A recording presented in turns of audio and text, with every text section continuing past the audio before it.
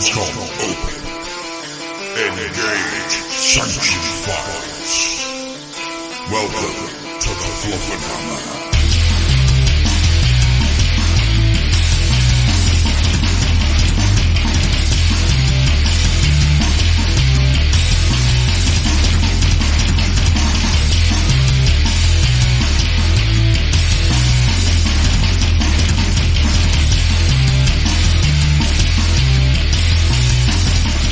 And hello there, my little chickadees.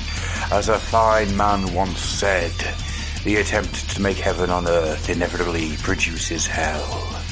And as another fine man once said, it was an itsy bitsy teeny weeny yellow polka dot bikini. Mm-hmm. Yeah, there's a fair bit of hell there. Indeed. Absolutely, the torments of the damned. Playing throughout every circle of hell, certainly the lower circles. Would you like to see Dante's Inferno, where Dante had to deal with Timmy Mallet? Jesus God. Yeah. I think he would have given up at that point. I think he would have probably said, there's nothing more awful that I can imagine.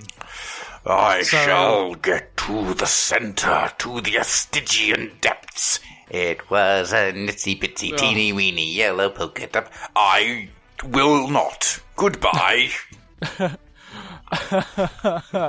Yeah. Oh, yeah.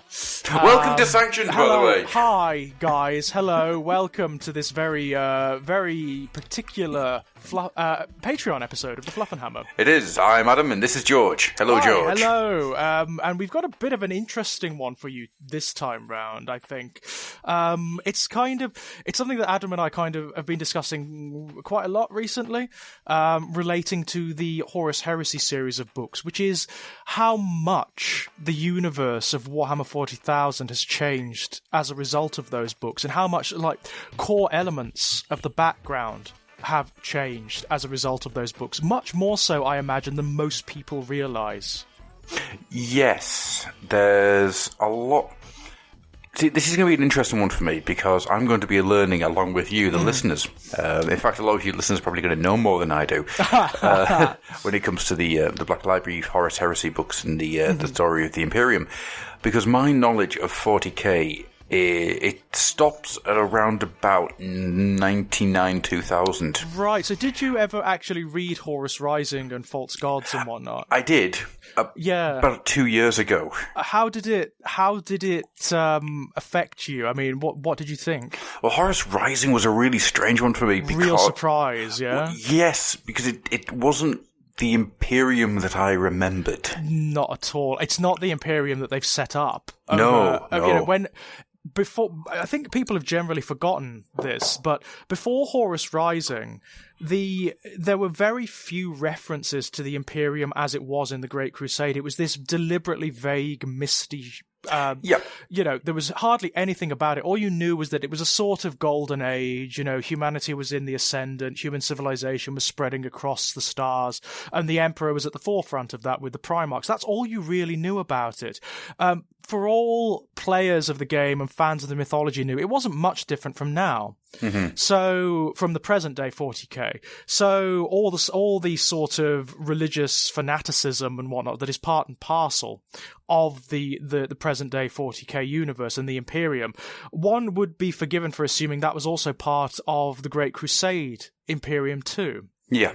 But what happened for me when I read Horus Rising, and I read it when it was first published, I read both it and False Gods together, was this incredible shock, which I think was very deliberate, because what they did with the Horus Heresy books was that they tried to make the setting new. They tried to invert certain elements of it, and nowhere was that more apparent than in the nature of the Imperium of 10,000 years ago. The Imperium of the Great Crusade. It's the notion of the Imperium being this secularizing force, for example, being devoted to rationality and to science above and beyond superstition and mythology, was not a thing. No. It just was not a concept in the background before the Horus Heresy books. And that completely inverted the entirety of the universe, and also added this wonderful layer of irony to it. This wonderful layer of irony, because of course the present day Imperium has become the total opposite of that. It has. There's a lot of intelligence that's gone into creating the response to what the Horus Heresy would have done. It's if the fall of Rome had led to a new version of Rome, how would that have reacted to the sociological aspects of what Rome had become, and in this case, what the Imperium had become, which now is you hold on to each and every life so tight that they can barely breathe. Mm-hmm. Whilst before that, it was a lot more pushing and expansion and... Well, there's a massive dynamic difference between the Imperium of the Great Crusade and the Imperium of now. The Imperium of now is effectively it's a failed utopia. Yeah? Yeah. It's a failed utopia. So the vision of its original founding and the dynamism that impelled it through the stars is gone. And in its place, you have this recession into superstition, ignorance, conservatism, oppression, to ideological extremity. Now, you could argue that the Imperium of the Great Crusade is also ideologically extreme. It is phenomenally xenophobic still. Oh, yes. It still operates under the auspices that humanity is somehow like the genetic supremacy, that it is somehow the ultimate life form in all of creation, and that it has some sort of divine right. That's essentially what impels the original Great Crusade. This notion that humanity has a divine right to the stars and to the lands and the worlds of all the universe, and that all of the other races and species, and even the divergent civilizations of humanity or branches of humanity that demonstrate like genetic deviance, for example, are to be eradicated. Mm-hmm. They still have that, but the dynamic is different. It's more hopeful, for one thing. If you look at the way the Great Crusade operates, it's not this dark, moribund force. It's actually this incredibly dynamic, hopeful, forward-thinking force that's looking to tomorrow. It's looking to the establishment of this grand human empire across the stars that will sustain forever. Well, that's something you said earlier on, which I find very interesting, the failed utopia. Mm-hmm. The pre-heresy expansion that's taking place in the Imperium is one of utopia at any cost. Well, it is it is a literal utopia. It's a utopian vision that's going on at the beginning of the Imperium, at like the early days of the Imperium. Yeah. And in a very real sense, people have a false notion of what utopia means in fiction, largely founded because of the likes of Star Trek and whatnot, which people tend to hold up as, ironically, as the icon of utopian fiction. Well, in a way, yeah. I mean, you have this kind of dubious socialism in Star Trek, but the problem with Star Trek as a utopia is that it removes one of the fundamental aspects that defines utopian fiction. Utopias are not, as people tend to preconceive, perfect societies. No. That's not it. If you go back and read the original Utopia by Thomas More, which founded the very word utopia comes from the book Utopia by Thomas More, you know. It's not a perfect civilization. A utopia is not a perfect civilization. A utopia is a civilization that operates under constraints but makes the very, very, very, very, very best of those limitations, yeah? Yes. So it acknowledges limitation, but it does its very best to elevate the status of every citizen within it to a functionable level, yeah? Mm-hmm. That's what a utopia is, okay? It is not a civilization like in Star Trek, where all want has been removed. Because what you have in Star Trek, as you get in a lot of bad utopias, is the removal of tension. Well, you have the removal of privation. In Star Trek, it's because of replicator technology, yeah? Yes. So, with replicator technology is one of those hideous magic wands, yeah? That basically removes all of the tensions that necessarily inform utopian fiction, yeah? Right. Utopian fiction is about the struggle to sustain that utopia, that civilization, under its constraints, and also to maintain the status of its citizens, yeah? Let's get into it, George, because this is a conversation that I always enjoy having. Star Trek has shot itself in the foot from the start. With that very notion. The notion of the replicator just does it. The moment that replicators turn up, you have lost art. You have lost the ability to create. It's a magic wand. Without the ability to create and without no need to work for money, because nobody gets paid in Star Trek, what you have then is a lack of need. The moment there is a lack of need, there is a lack of conflict, a lack of progress, a lack of evolution. As a result, the only good Star Trek series is the one where they went out into space and started punching aliens in the face. Well, I think the very best stories in Star Trek are the ones that call into question the nature of its own utopianism, yeah? That's true, yeah, the sector, whatever it is. The ones that call into question the nature of the Federation, yeah? Yes, yeah. Those are the best ones, the ones that demonstrate the hypocrisies of the Federation. Now, for me, the problem with Star Trek is not its socialism. I don't have any issue with that at all. I err more towards the socialist side of things in terms of politics. I really do. But my problem is that it can't, as a piece of fiction, it can't explore the challenges that face that socialism because the replicator removes them. Exactly. Yeah. It's just been removed. It's a magic wand. So you don't have any of the genuine themes and struggles that you tend to find in genuine utopian fiction. Yeah? Now, for me, the Imperium, as established in the Horus Heresy books, far, far removed from what anyone was ever used to. It actually, I think people forget, it hit like a fucking asteroid.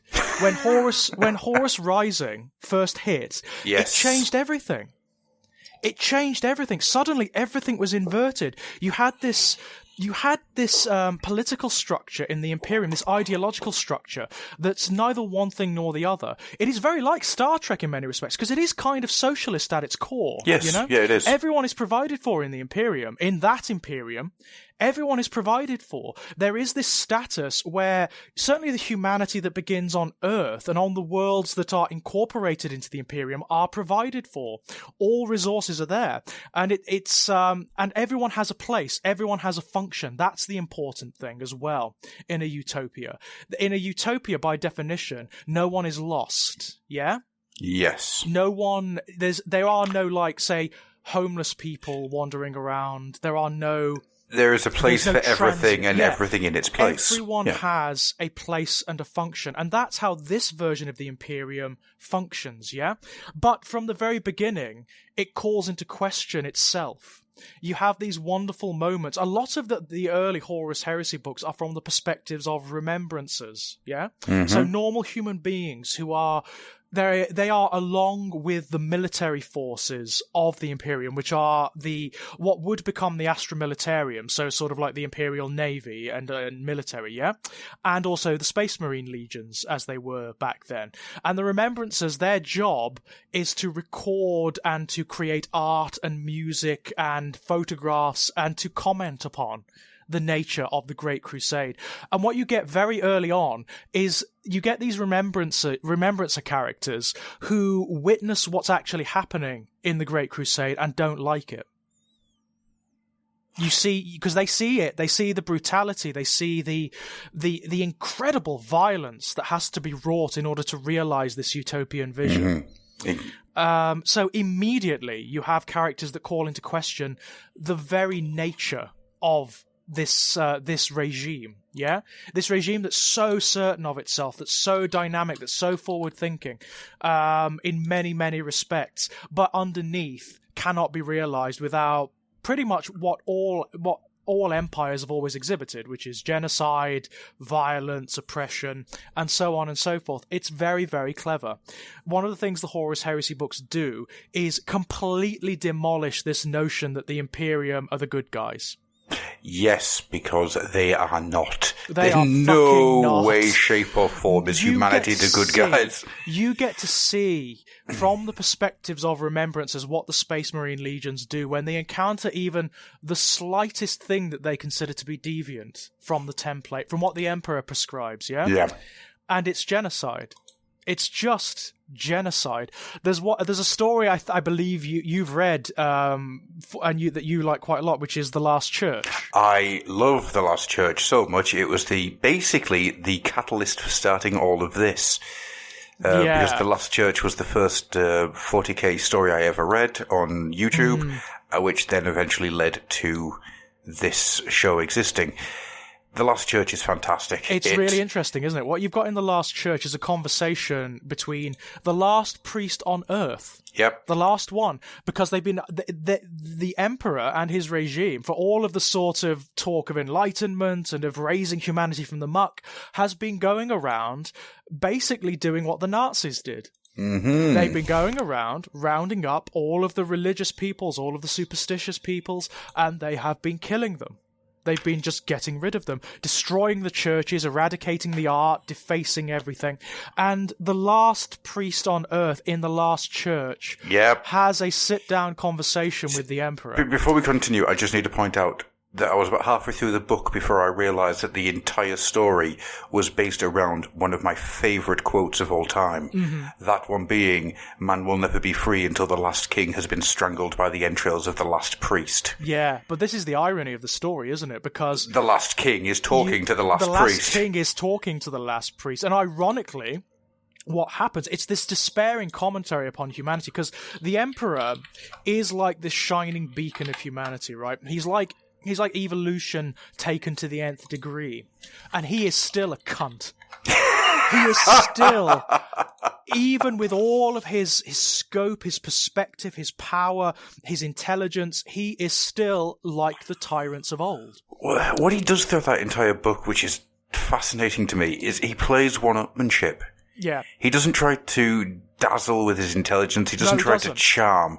He just acts like a schoolyard. He does. And in the end, bully. Who's the one that resorts to force? Who's the one that resorts to burning the church down? It's him. Yep. You know? It's this despairing commentary upon humanity that, humanity could potentially raise itself beyond superstition and religion and whatnot, which is necessary, but ultimately it will still mire itself in these ideological extremes. Mm-hmm. It will still be its own bane, because the base elements that inform our need for the certainties of religion and superstition are still there. They're still there in the Emperor, as ascended as he markets himself to be, and that story demonstrates it. I think one of my favourite things about that story, one of my favourite things, there's so much in that. That was Rufus, by the way, ladies and gentlemen. I'm sure you could probably hear that. I want to enjoy it too. Mm-hmm. Is that throughout the argument, the priest is the one who makes the most sense. Yeah. But the Emperor is the one that you want to side with. Yeah, it's unusual. It's very, isn't it? very clever in how it does it, how everything unfolds as the story goes along. Yeah. It is fascinating. And you see echoes of it played out later on in the Horus Heresy books, when the Primarchs meet up when they descend on worlds, for example, where human civilization is not developing in the way the Imperium prescribes, yeah? Mm-hmm. And when they start having debates and discussions with the leaders of these civilizations, it's very, very quick that the Primarchs and the Space Marine legions descend into anger and violence. Yeah. Very, very, very quick indeed. And that is often where the seeds of the resentments come from that eventually result in the heresy. There's I don't know if anybody else has heard it, and I know that some people are probably going to be sick of me talking about this this week. But there's a story at the moment called The Interrogation of Salvor Lamento. Mm-hmm. Haven't read that one. It's a very short one. It just came out in Audible last week, I think it is. Is it a Horus Heresy book? Or it isn't. It's just a 140,000 one, yeah? Who knows when it's based? Right, okay. It's quite a nice one. It's just it's a two heads story of two men. One is an inquisitor, the other one has been branded a traitor. Right, okie doke. And it's a conversation between the two of them. And as we've been talking, something's popped into my head from that, where the inquisitor starts talking about the building that they're in. Yeah. how the rot in the building has infused every part of it. Yep. There is no fixing the rot. The only way to do it is to burn it to the ground and start from scratch. Yeah. You cannot fix it. So instead of doing that, they are just bit by bit replacing each part of the building. Mm-hmm. But the problem with that is that the rot spreads to the new part. To the new parts, yeah, of course. And they have to keep going back round and back round and back round. So they're putting in all of the effort and all of the time in order to keep it not at bay, but to keep it standing. Yeah. And that is the perfect metaphor for the post-Horus. The post-Heresy Imperium, I think. Oh, absolutely. Yeah, absolutely. I mean, this is another one of the big differences that Horus Rising established. Many of the Primarchs and many of the Space Marine Legions and much of humanity do not know that chaos exists. No, they don't. And that is it's a subtle one, but it's huge. Because in the original stuff, if you read like the Horus Heresy and the Rogue Trader books, the chaos is an established threat. In fact, part of the reason for the Great Crusade is to get rid of chaos in the original stories, Not so. Not so. From the Emperor's perspective, because he knows it exists. Bloody hell does he know it exists. But he is engaging in this very subtle game of deceit and distraction with his sons, with the Primarchs. A lot of them don't know. Although they didn't. Magnus does. Yes. Because Magnus can't help but know, Lorgar doesn't.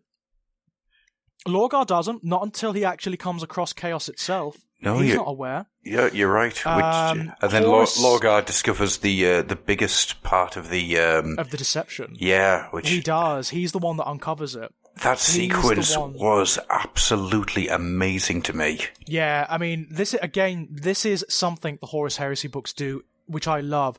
Certainly the early ones. They take the archetypes of the legions that have been established in things like the Index Astartes articles, and then they subtly invert them. So you get like the word bearers, Yep. The word bearers are established in the background, in the Codex books, in the Index Astartes articles, as just these frothing fanatics. They are the equivalent of the Black Templars, but for chaos. Yes. That's what they are. They're the ecclesiarchy of chaos, And they're portrayed as these unthinking, fanatical, uncritical zealots who just slaughter anyone who doesn't agree with them, I see no problems with this. But when you come to the word bearers in the Horus Heresy book, certainly early on, that's not what they are. No. It's really quite surprising. It's not what they are at all. Lorgar is this very quiet, very clever, very considered philosopher. He's the weakest of the Primarchs physically. He is not a fighter. He's not, and he doesn't want to fight. That's the interesting thing. He's one of the only Primarchs who doesn't want to fight. He has earned the ire and scorn of most of his brothers. Most of them don't like him at all, because he doesn't want to fight. He wants enlightenment. He wants humanity to raise itself up. He does not want it to just be chinks in an empire. He doesn't just want it to be these, he doesn't want individual humanity to be suffering in the name of empire. He wants there to be unification. He wants there to be this grand ascendance in the same way that Magnus does. He's very like Magnus in many respects. It's just that his means of getting there are slightly different from Magnus's. Magnus is more like intellectual enlightenment, whereas Lorgar's is more metaphysical, Yeah. But it inverts what you would expect of these characters and turns them on their heads such that you start identifying with the ones that you originally hated. It's amazing, isn't it? It's very clever. It's very clever. Now, before the Horus Heresy books, the word bearers, ideologically, I love them like in terms of their imagery and all that stuff, and I love the dark monasticism of them. But they would have been ideologically one of the forces in 40k that I would have hated, because they represent everything I despise, Yeah. But having read the Horus Heresy books, that's not the case anymore. That's just not the case anymore, because they are not as they are generally portrayed. They're very, very, very different. And also, within this universe, they're right. They are. That's an important point to make. Everything that the word bearers do in that book anyway, It is for the betterment. It is a... They believe it's true. Yeah. They believe that they are not happy about it. This is what I also love. If you read First Heretic, Aurelian, which is the big one for me. Aurelian is the big one. First Heretic. First Heretic is awesome. But what you find is that the word bearers that go into the Eye of Terror and that encounter the true nature of chaos, that see the faces of the gods, essentially, are not happy about it. No. They don't come out as these frothing fanatics like, we must spread the word. Like, they don't come out like that at all. They come out as these battered, cynical, broken entities that are like, we've seen the truth and it's horrific. Mm-hmm. But it is the truth, and it's probably the only hope humanity has in this universe. One of the things that happened in that book that really blew my mind was the sequence of events that led to the word-bearers actually... Oh, Monarchia. Getting to the point where they understood how chaos works, how the Eye of Terror... Well, it wasn't the Eye of Terror at that point, was it? It was a nameless warp storm at that point. You know who calls it the Eye of Terror? Who? Perturabo. All right. Perturabo is the one who names it the Eye of Terror, and it's not. He doesn't declare it. It's an offhand reference. He's like looking up at it at one point, and he considers that it is like an Eye of Terror in the sky, and that's where it comes from. That's awesome. I never knew that one. It's an offhand reference. He doesn't even, it's not even declared. It's just this offhand little reference that somehow down the eons and ages swells to become the name of this warp storm. Mm-hmm. That is very cool, fantastic. I didn't know about that one at all. Cool. But yeah, I mean, it's amazing, isn't it? And also, what the Word Bearers book does, it goes out of its way to establish sympathy for the Word Bearers. It begins, the First Heretic, with the Imperium and the Emperor and the Ultramarines, the icons of the Imperium, the good guys, as it were, being the most genocidal, oppressive bastards imaginable. Well, they just come round to give the planet a spanking. They do. But the way they do it, they destroy the city that he built. The great city, the greatest Monarchia, the way it's described, not just by the word bearers, but by lots of other characters as well. It's like Tizca on Prospero. Yeah? Yes, yeah. It is like the very apex of human civilization that Lorgar has built here. It's one of the greatest cities in all of the Imperium, in terms of its learning, in terms of its enlightenment, the status of the citizens, the general contentment and happiness. This is like the very image of the utopia that should be. And Lorgar built it on the back of his philosophy, yeah? And what happens? Because just this one little thing doesn't accord with the Imperium, with the Emperor's demands. Yeah, with his will, with his image, the whole thing is eradicated. Yeah. It's reduced to radioactive dust. It's amazing. And it's an amazing misstep as well. It's what we were discussing about before. This is another thing the Horus Heresy books do, which I really love. Before the Horus Heresy books even came about, in the fan background, in like the forums and whatnot, there's always been discussion about how much the Emperor knew before the Horus Heresy, Yeah. Because it seems there are certain actions that he takes that are either monumentally stupid or they are consciously perverse, in the sense that he must know that they're going to push some of his sons towards chaos. Yeah. He must know. Well, that's something that, in a continued evolution, when you look at Dark Imperium, how the Emperor views Reboot when he comes back. Yep. And you realise that was the first time I firmly realised that the Emperor doesn't look at his sons as his biological offspring, something to be parental towards. Oh, no. They are tools. They're tools, yeah. That's tools what they were made to do for. a job, yeah. That's what they were made for. But it's interesting, isn't it, that you suddenly start to realise that the way the background is presented, like the very broad overview of background you get in the Codex books, isn't the whole truth. No. It isn't the whole truth. Horus was a big surprise to me. Horus was a massive surprise to me. He's the first Primarch you meet face to face. And when you first meet him, like, Horus is this name that resonates throughout the mythology and history of the 40k universe. It's a name that evokes horror. Mm-hmm. Yeah? He's the bane of everything. He's this laughing, smiling, joking, kind of witty, funny guy. Yeah. Who everybody loves. everybody loves him. He just immediately, everyone becomes effacing in front of him because he's so charming. He's so funny. He's so witty. He's joking all the time. He likes he likes people. He's a very human guy. Yeah. This is another thing that struck me about how much has changed since the Horus Heresy books hit. The Space Marines, the present-day Space Marines are very, very, very, very, very different entities from the Space Marines that were around during the Great Crusade. Because, of course, since the Horus Heresy, the stringency that's placed on new recruits has tightened down to the nth degree. Yes. They can't allow even the merest flicker of weakness in. Because, of course, it could result in another Horus Heresy, yeah? Mm-hmm. So the Space Marines that exist now, in the present day, are subjected to all of this psycho conditioning. They are made into these perfect killing machines, essentially, these fanatical killing machines. Whereas the Space Marines at the Horus Heresy were not. They still have a lot of humanity in them. And they act in very human ways. They react in very human ways. They still have human passions and drives and fears and doubts. Mm-hmm. And that is really fascinating to see. Well, it's before it all gets bred out of them, isn't it? It is. But that wasn't a thing. That wasn't a thing before Horus Rising hit. No. The Space Marines had always been the same, you know? Up until that point.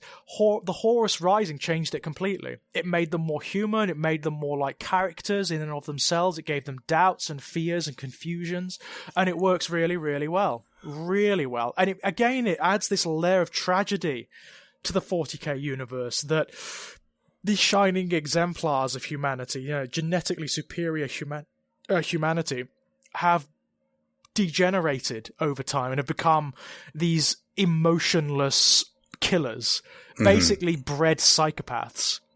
What I found really interesting with the way that the Space Marines pre-Heresy stood is that they have more in common with the Rogue Trader and maybe not so much the second edition, but very much the Rogue Trader era where Space they were Marines. still human beings, yeah. Yeah. There's a lot of stuff in there, and it's a very subtle nudge towards it. I think so. There's lots of that in the Horus Heresy books, actually. There are loads of nods towards like pre-established background and to stuff that's not necessarily part of the background anymore. There's loads of it. Absolutely tons of it. And if you know the lore and the background, it's lots of fun. It's lots of fun. Picking it all out. Yeah, absolutely. You can go through and you can have a look at what's just the little throwaway references. But so much is different now. Like some of the changes are enormous, and people again don't seem to notice. The Emperor's Children background has been completely rewritten. Mm-hmm. They're dynamic in the Horus Heresy. Well, if you go back and read the Index Astartes article, in fact, if you go back further and you read the background originally established in Slaves to Darkness, the Emperor's Children are one of the loyalist legions that's assigned to quell Horus at Isstvan. So they are not one of the first ones to fall. They're actually alongside the Iron Warriors, the Night Lords, the Word Bearers, and various other legions that are sent to quell Horus at Isstvan, yeah? Mm-hmm. But it's in a parley with Horus that they become corrupted. That's completely gone now. That's completely gone, because they are one of the very first, in fact, I think they are the very first other legion that Horus corrupts. That's totally changed. Fulgrim and Mortarion and Angron are the three of the very first that are with Horus in the Horus Heresy books. So that background has actually not just been inverted or slightly rejigged. That's actually been totally changed. Totally changed. Right. Interesting, eh?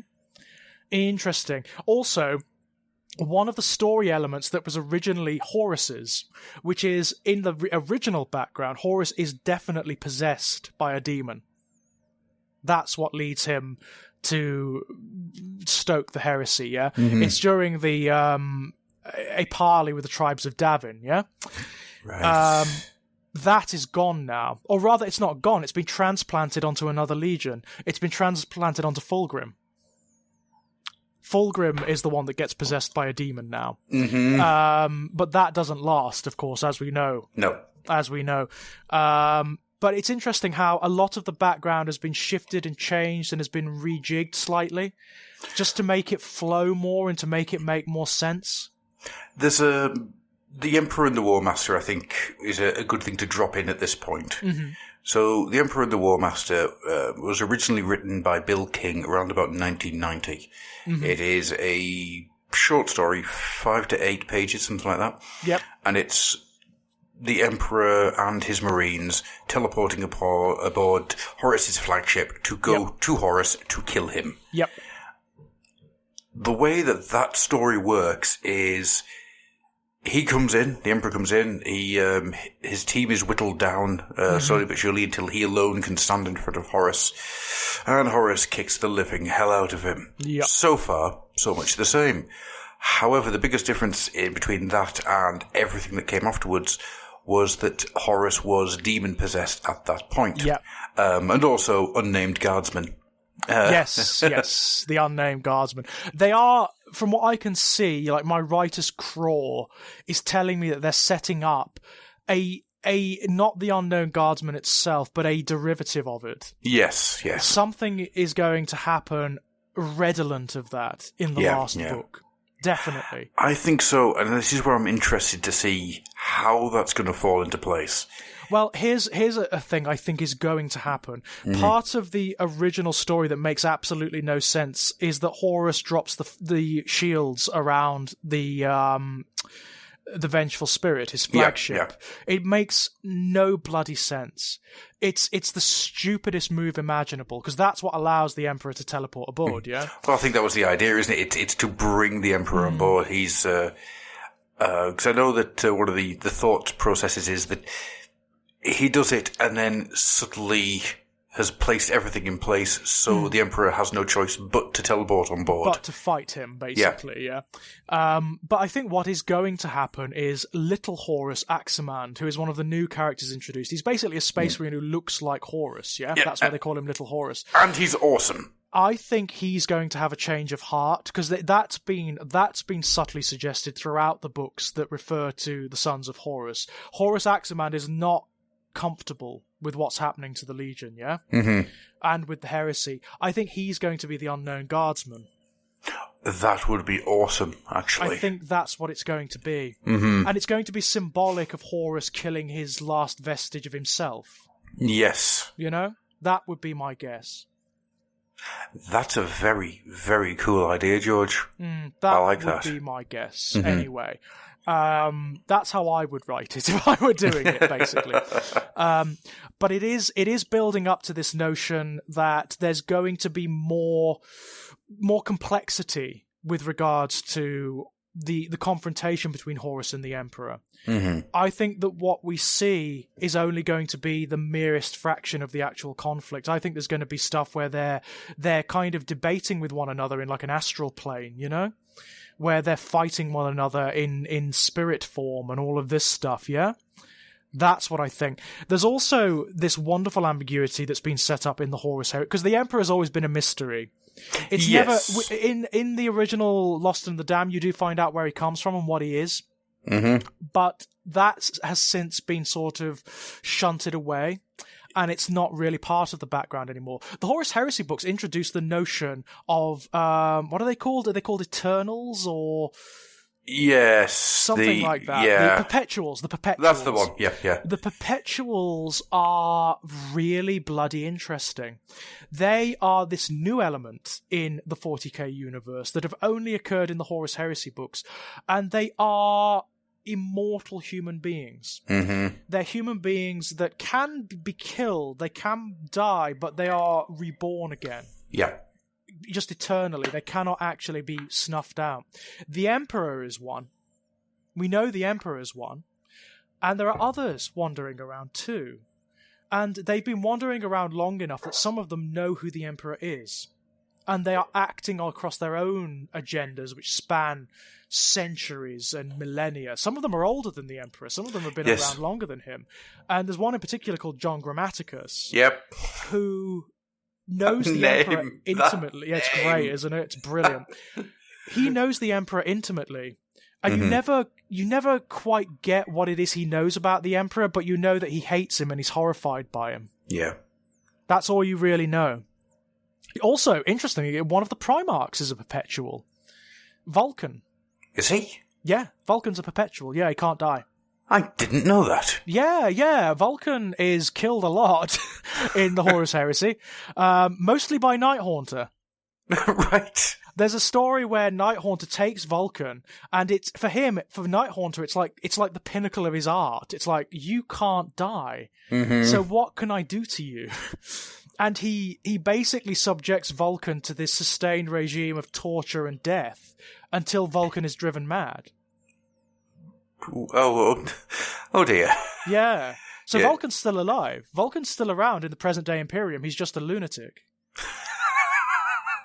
Nobody quite knows where he is at this point. My guess is that he's the Primarch that Trazyn the Infinite has in his museum.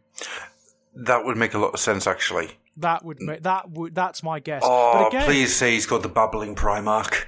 that would be great, wouldn't it? Yes, he's it would. He's got one of them. He's got one of them. We just don't know who it is. Yeah. In fact, there's another one that he's got as well, which we do know who it is.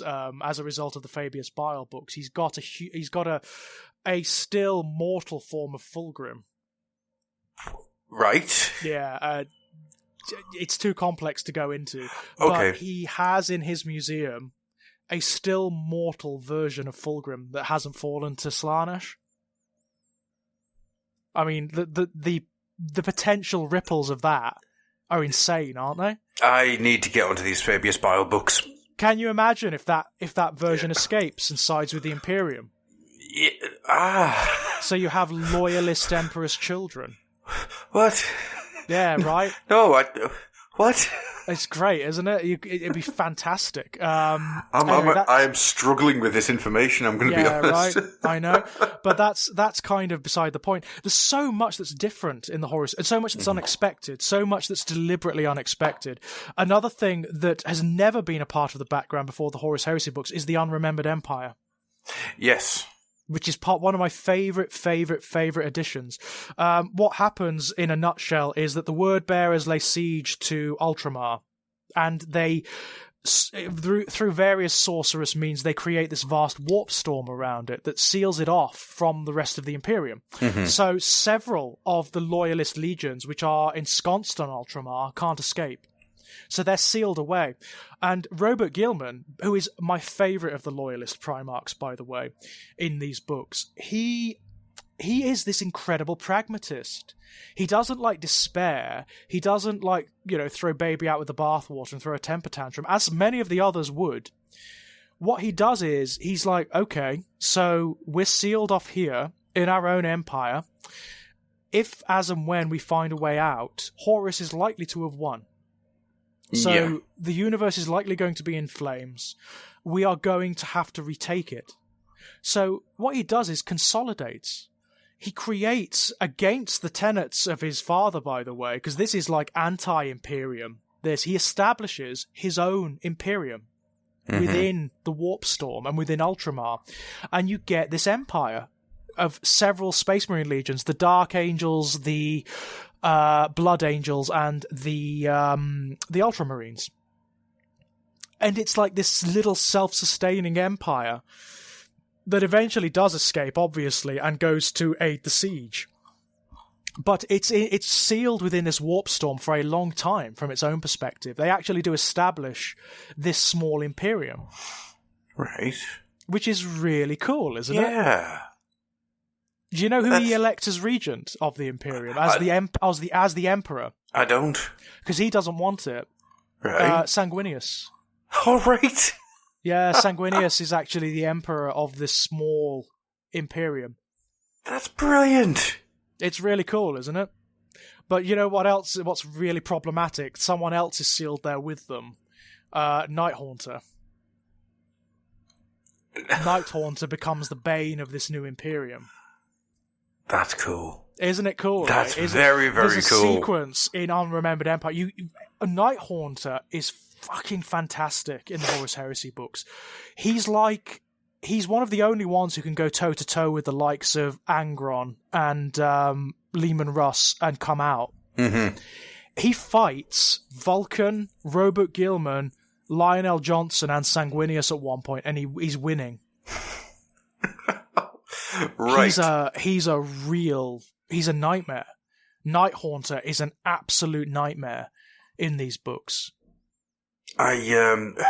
Good grief! I need to get on to getting caught up with these things. There's a lot of sub-stories.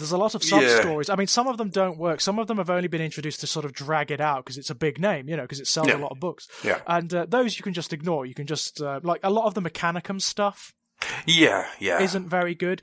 It does, again, like the stuff that refers to the Space Marine Legions, it does set up some very interesting questions that has ripples and consequences for the present day Adeptus Mechanicus. Like, for example, it sets up the notion that there is an entity buried on Mars, which is likely a Catan. Which is the Void Dragon. The Void Dragon. Oh, whoa. And it's likely the inspiration for the Omnisia. Mm-hmm. So there is this kind of familial link between the Necrons and the Adeptus Mechanicus. That would make so much sense. Wouldn't it? Yeah. Wouldn't it, though? That would just click so many things into place. It's interesting, isn't it? Yeah. It's very, very interesting. There's a lot of stuff like that. There's a hell of a lot of stuff like that. Out of interest, George. Yes, of course. Because you've brought a thought to my brain. Is there any books that are based just on Mars? Yes. The first one, which I believe is just called Mechanicum. Right. That is set on Mars. I'm going to have to read that because I've always been interested to see what Mars is. That's pretty cool, actually. Mechanicum is quite a good book.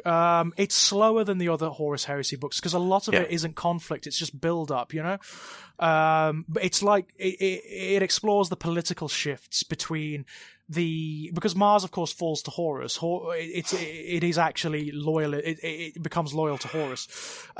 It's the political shifts between the cults of the Mechanicum that are staying loyal to Earth and the Emperor, and those that are slowly turning towards Horus. Mm-hmm. It's interesting. It's very, very interesting indeed. And it's also, as has been established, Mars and the Mechanicum societies are given license to be their own self-contained civilizations. Because of what they provide to the Imperium. They're one of the only offshoots that has license in that regard. Because otherwise they would have definitely been eradicated. Were it not for what they provide technologically, they would have been eradicated. Because they're one of the most deviant, ironically. To the point whereby they've almost totally sacrificed their humanity. Yay! But yeah, it's interesting. It's absolutely fascinating. You also get certain mysteries that have been established in the present day 40k universe, somewhat explained by the Horus Heresy books. So you find out kind of loosely where the Grey Knights come from. Right. Because there are these very small loyalist factions within the traitor legions.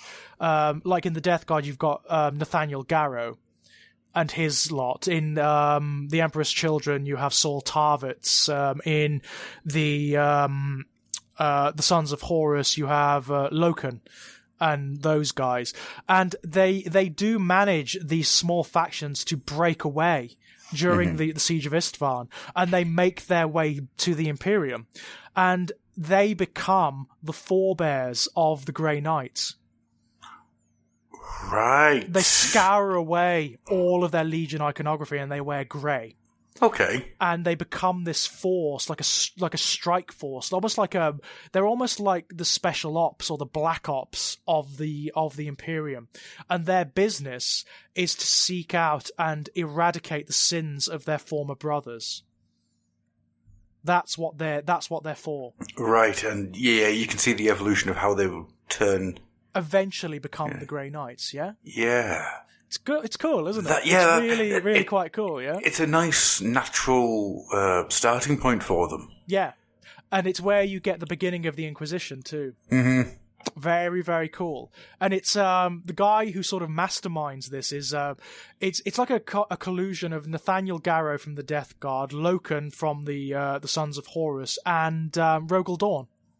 Oh, cool. Yeah, Rogel Dawn is largely responsible for establishing this. Even a lot of the other loyalist Primarchs don't know that this special strike force exists, just in case they happen to turn at some other point. Mm-hmm. It's really quite excellent, isn't it? It is. It really is. There's so much more going on here than I've ever known about, which I knew was going to be the case. Yeah. Because, as I say, I have not read the majority of the Horus Heresy books. I've tried to go through as much as I can, but let's face it, there's a lot. Not all of them are great. A lot of them are pretty damn bad. If you want a list of ones to avoid, Battle for the Abyss, do not go anywhere near. That's the worst. Battle for the Abyss is a toxically bad book. What about just awful? What about Fear to Tread, the only 40k book ever turning up on Oprah Winfrey's recommendation list? Fear to Tread I haven't read. Okay. That's one of the ones I have not read, so I'm not so sure about that one. Mm-hmm. There's a lot of stuff. There's this, there's a lot of like sub-stories that have never been part of the Horus Heresy background up until this point. So you've got the Unremembered Empire stuff. You've got the Nathaniel Garrow stuff. You've got the Calth stuff. So there are entire volumes that deal with the Battle for Calth, which is one of the big central worlds in Ultramar that the Wordbearers descend on. And in the history, it's one of the big turning points as well. It's one of the big points of the heresy, because it's on Calth that they establish the spell that sways Ultramar in the Warp Storm. Yeah. So it's very significant, and it's also what isolates the Ultramarines from reaching Earth during the heresy, because they turn up after the fact. Sadly, the Ultramarines turn up after everything's gone down. Alongside the Dark Angels and the Space Wolves. Well, I'm not saying that the Ultramarines aren't the best thing in the world like they keep saying that they are, but, they're not the best thing in the world like they keep saying they are. Well, to be fair to the Ultramarines, they never say that. It's other people that say that. Yeah, that's true enough. To be fair to the Ultramarines, Don't be fair to the Ultramarines. They get enough of it. I like them a lot more after reading about them in the Horus Heresy. To be honest with you, I like them a lot more after reading Dark Imperium. Yeah, I really do. Roboot is this great guy. Oh, he's awesome. A lot of, the loyalist Primarchs do not come off well in the Horus Heresy books. No. At all. They come off as hypocrites, as violent brutes, and it's actually the traitor ones who come off a lot better. A lot better. Roboot is one of the exceptions. Roboot is one of the exceptions because he is a hard and fast pragmatist. He actually doesn't care about what his father says or proclaims if it's antithetical to the general well-being as he perceives it. Yeah, yeah. One of the more interesting things in the Horus Heresy books is that, the Council of Nikael? Yes. Which is one of the turning points in the Thousand Sons background. Yeah. Roboot doesn't abide by it. Right. Which is interesting, isn't it? Yeah, it very much is. He actually maintains a Librarius on the off chance that they're required. Which, of course, they are. He was right. Even though he was correct, and even though he made the right decision, wouldn't that decision be one that should have classified him as a traitor? A traitor, yes, it would. And you know who else maintains a Librarius? Would that be... I bet you can guess. Is it Fabulous Bill? It's the Dark Angels. Yes. Of course the Dark Angels do. Because, again, Lionel Johnson isn't that bothered about what his father says. Another interesting thing, Lionel Johnson is on the fence for the longest time. He doesn't know whether to side with Horus or whether to side with the Emperor. Oh, no, that's cool. And so is Yagati Khan. Mm-hmm. They're on the fence for the longest time. That makes a lot of sense because that ties into what the Dark Angels eventually became. Exactly. And it's only, I like that. To be honest, it maintains the ambiguity because he doesn't make the decision. He's forced by circumstance to side with the Imperium because he ends up ensconced in the Unremembered Empire. Yeah. He hasn't got a choice. So who knows what choice he might have made if it was left up to him? Who knows, eh? Yeah, that is cool. Who knows? Another interesting thing, it's one of the less well-regarded books, but you get more development about the schism in the Dark Angels, so where it comes from, why Luther turns ultimately. And again, you have a lot of sympathy for the guy. It's not that he's just jealous and that he's like feels abandoned or anything like that. There's a lot of politics going on Caliban, the Dark Angels' homeworld. Yeah. And it's like, yes, this actually makes a lot of sense. I actually kind of get where Luther's coming from. Okay. You know? Yeah. It's fascinating stuff, isn't it? Fascinating stuff. It is. The amount of stuff that's established that was never established before. Like, for example, Angron and the World Eater's homeworld. We didn't know what that was. It never had a name. We never even knew anything about it up until now.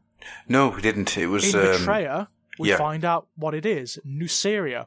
It's a world that's not a million miles away from Ultramar, actually.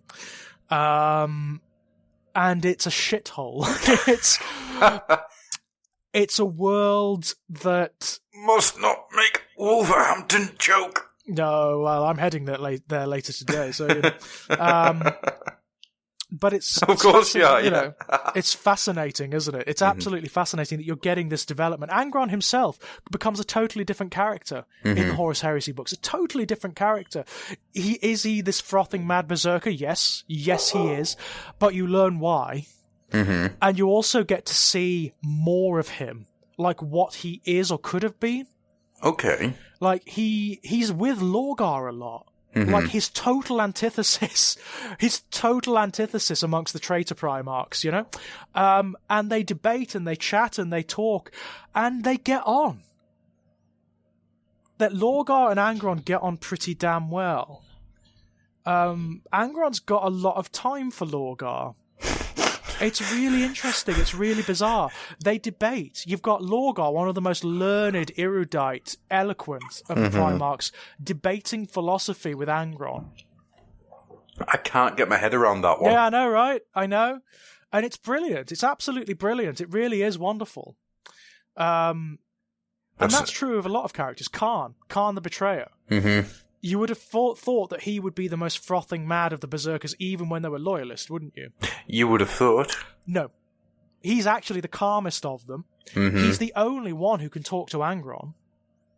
Right. He's the one whose job it is to act as an intermediary between Angron and the rest of the Legion. Because he's the only one who can calm him down. He's the most measured, the most considered of the World Eaters. That's brilliant. It's so cool, isn't it? It's so cool. Khan is actually a great character in the Horus Heresy books. He's really likeable. He's really likeable. I suppose that's the thing, is it? The what do you lose? Yeah. Yeah, what it gets sacrificed. Exactly. Yeah, it just makes it all the more tragic, you know? Makes it all the more tragic. The same is true of Ahriman. Arze. Oh, yeah. You'd expect him to be a sort of mustachio-twirling, sort of finger-wringing villain, wouldn't you? You know? You'd expect him to be duplicitous and lying and conniving, and he's just not. No. He's actually this very innocent guy. He's one of the most human of the Space Marine characters in the Horus Heresy. He's got a lot of sympathy and time for humanity, as the Thousand Sons generally do. And he is a victim. He's very, very, very, very much a victim. The only established character who's pretty much the same as he always was is Fabius Bile. He starts out as he ends, basically. He's pretty much the same, barring the lack of the spidery engine on his back and the coat made of flayed faces. He's pretty much the same. Yeah, that's. As I say, when it comes to Ahriman, it's someone we've discussed many, many times in the past. Yeah, well, he's my favourite character in 40K. Oh, yeah, he's brilliant because he is a genuinely sympathetic character. Yeah. You feel for him and everything he's tried to do every time it's gone wrong. Totally. I mean, he's kind of the underdog in the sense that he is continually smacked down, but keeps getting up. Yeah. After, like, the most monumental failures that result in genocides, the desolations of entire legions, he keeps getting up and going back and trying again. Yeah. And it's like, you've got to have some respect for him. Definitely. You know, he's a really cool character. I love Ahriman. I really, really like Ahriman. I've said it multiple times now that when this 40k animated series hits, I want Ahriman to be the bad guy in it. I want Ahriman to be in it, just so you can see every single time he's brought down to his knees, the strength of will that he needs to get back up again and keep going. Oh god, it's insane. If you read the John French books, or the Ahriman books that really delve deep into what's going on in his mind, he is amazing. He's so complex. Yeah. As you'd expect from a puppet of Zeech, you know? Oh, that's true enough, yeah. His mind is like a labyrinth, but it's like an ever-shifting labyrinth, you know? There are aspects of himself that contradict and conflict with himself. And it's hard for him to tell which ones are in the ascendant. It's really phenomenally cool. He is one of the most complex characters in 40k, I would say. Yeah. I'm aware that time's getting on a little bit here. Yes. I think this is a subject that we can return to in the future.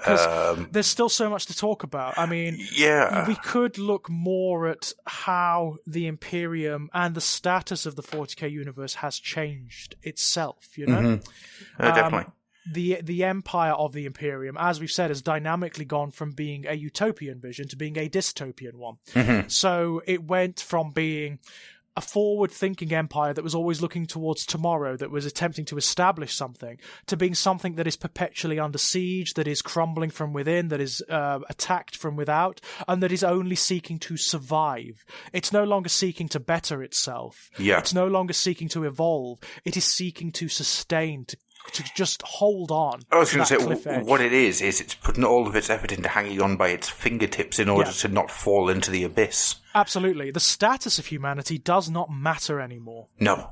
It just does not matter. As long as humanity is. Exactly. As long as humanity is. And as for individual worth... it's out the window. Absolutely meaningless. I mean, what would you call the state of the Imperium? It's a carcass. It's not an oligarchy. It is a tyranny and a despotism after a sense. It is a theocracy after a sense, but it's so much more than that. It's like all the very worst states a civilization can be, all thrown together.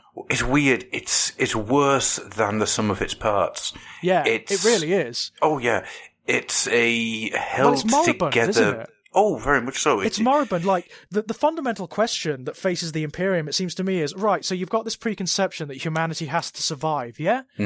Why? There is the good question. And the answer is some kind of arrogance, the idea that there is a divine right for humanity to be the master race within the stars.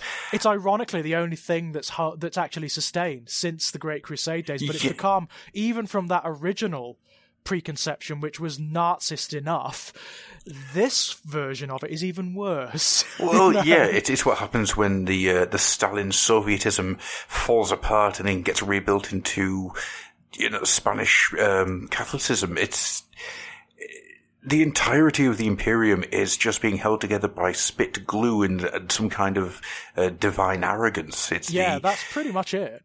And, you could argue that it's not even being held together. You could argue that what you've got in the Imperium, especially in the present day where a lot of it is cut off, is just these very loosely organized sub-empires that are increasingly factionalized. Yes, and I think as time goes on, we're going to see them factionate more and more and more. I think so too. I think that's where they're heading, especially having read the first Vigilus book.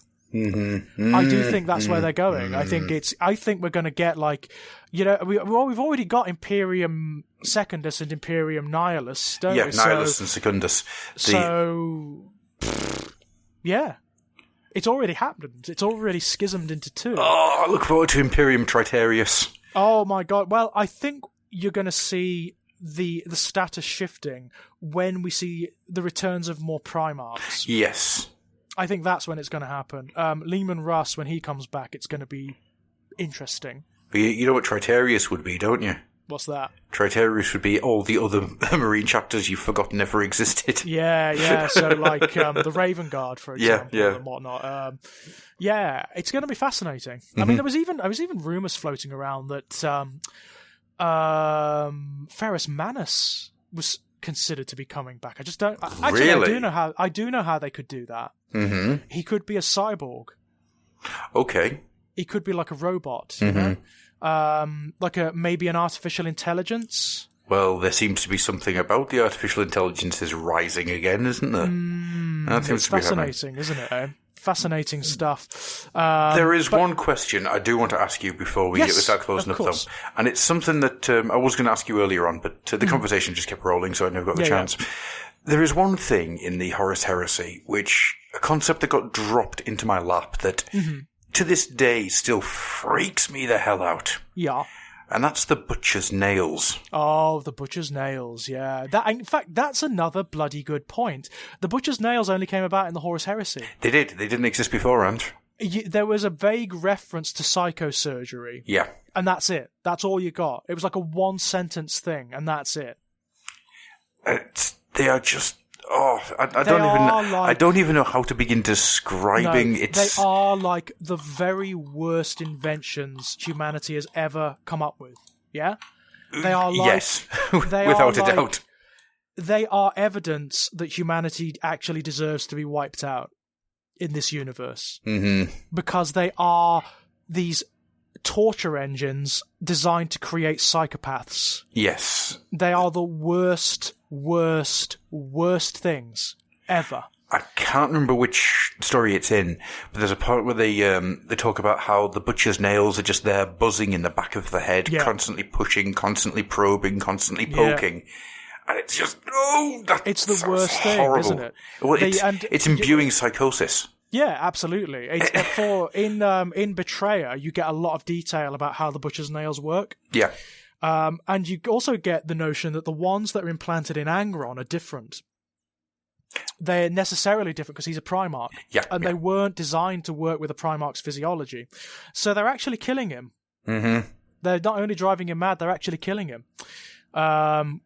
Which is one of the reasons why Lorgar engineers his ascension to the state of the Prince of Blood, because it saves him. Yeah. Okay, it sustains him in this state of perpetual, like, frothing madness, but he's alive. But he's alive. He's okay, you know. Physically. He's a lot happier as the Demon Prince of Blood than he ever was as a mortal. So, you know, he's actually a lot happier. That's true enough. Yeah. But yeah, the butcher's nails are one of the nastiest inventions in all of 40k, I would say. I would agree with that. And, you know, 40k is a nasty place. Well, there's a reason it's called the Grimdark, you know. Yeah, there are lots of horrible inventions, but I would say the butcher's nails are the very fucking worst things imaginable. Mm-hmm. And they are the kinds of... You know, the worst of them is I can see a potential reality coming from them. Mm-hmm. I can see, like, military structures in the future creating things like that. Because it creates uncontrollable soldiers that you can then control. Well, it creates perfect soldiers who are fearless, you know, who have no moral quandaries, who just go in and do what they're supposed to do, you know? Yeah. The berserkers that you can switch on and off. Exactly. I can see it. I can see that becoming... very real. Well, in a metaphorical sense, I mean, this is getting very close to the nail, but in a metaphorical sense, that's what happens anyway in militaries. It's just that it doesn't happen through surgery, it happens through conditioning. Yes, you know? yeah. You create, you know, loyal, controllable psychopaths through military structures. That's what it's about. So it's not that much different. I mean, the butcher's nails in that regard are a kind of metaphor. Yeah, actually, yeah. They're a kind of metaphor. But I can see there being an actual reality like that not terribly far down the line. I think the best thing to do with that thought is we'll just shelve that one for now because I don't really try to think about what's going to happen over the next couple of years. Oh, hello? Oh, no. Has it crapped out? I'm so scared of what's going to happen over the next couple of years. Oh. Hello again. It crapped out at the last minute there. Just where you said, something about on that point. Basically, I was just saying something along the lines of, I think the best thing to do with that point is to put that onto the shelf, because the last thing I want to do is think about what's going to happen over the next couple of years. Oh, yeah. Because absolutely. the next couple of years scares the living hell out of me. Well, yeah, it does. It does me too. I've even conceived of potential, like, just like gathering all my friends together and going and finding an abandoned farm somewhere and just like living in a commune for the rest of our lives, you know? Or at least until everything blows over, away from the structures of existence. That's what I've conceived of, you know? Because it may come to that, you know? It may conceivably come to this point where we do have to band together and we do have to start, like, living communally again. Mm-hmm. And to be honest with you, there would be no real harm in that. No, there wouldn't. However, we would probably lose a lot of internet time and a vast amount of Games Workshop hobby time. Yeah, absolutely. On the plus side, though, we would all learn how to farm potatoes. I'm okay with it. Farming. You don't really farm potatoes. You shove them in the soil and they grow. See, this is how little I know about farming potatoes. Potatoes can grow anywhere. That's true. Have you never put out this? Are you still listening to this, ladies and gents? By the way? But have you ever put potatoes in a dark cupboard? Yes. And left them? Yes. And they grow. They get the little tubers out and they start searching for souls. Yeah, they grow. And sometimes they can grow really quite far without soil, you know? Yeah. Without light, without anything. Potatoes. The Heresy of fruit. Yeah, vegetables. Vegetables, Adam. Vegetables, Adam, yeah. Oh, dear. To be specific. Yes, you know? yes. Okay, all right. I think with that, George, I think we're done for the day. I think you should call this episode Are Potatoes Fruit?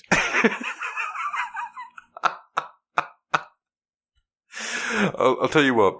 The next proper episode we do, we will call it Are Potatoes Fruit? And we'll see if anybody calls back to why it's called that episode. Yeah, that'd be great. Nothing to do with the episode, obviously. No, nothing. Nothing to do with the episode whatsoever. But we'll see how many people are listening to the Patreon episodes. Yeah, that's a great idea. I love it. Absolutely love it. So, with all that being said, I think, before we finish up, there's one thing I do want to say to the world out there. Mm-hmm. Do you have something you want us to talk about as a sanctioned episode? Yeah, let us know, please. We're up for it, you know? Oh, yeah. We've got these back into the sway that we need to be. We're going to be getting them out. There is one thing I would like to talk about, actually, because I've noticed and this is because of the nature of the hobby at the moment, we do tend to focus more on the Imperium Chaos side of things, you know? I'd love to talk about, like, the Eldari empires and and all that stuff. Love to talk about that. I know there's a load of character studies I'd like to do on people who informed the 40k universe at its inception. Stuff like Herbert in the Dune series. Oh yeah, Michael Moorcock. Yeah. Did we do Lovecraft? We've done Lovecraft.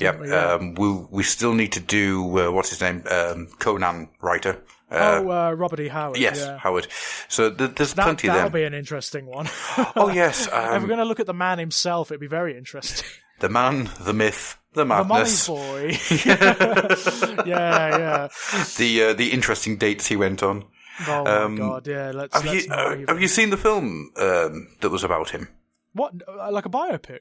Yeah, but it's done from the point of view of the long-term girlfriend he had. No. It's a very interesting film. I imagine it is, because he was like Lovecraft, you know, damaged but interesting. Yes, without a shadow of a doubt. And there's some really... The guy I can't remember the name of the actor who plays him, but he only ever really comes to life when he's talking about Conan. Yeah, right, okay. So that's really interesting. It's a really good film. But anyhow, that's for another conversation. Tis. Thank you so much for that, George. I have absolutely enjoyed listening. I know I haven't said very much, but I have enjoyed every second of that. No, it was my pleasure. I really enjoyed that. And thank you to you guys at home for listening. Yes, thank you so much, guys. Your money makes me happy. Aha! Give me more. Or just keep giving me the same amount.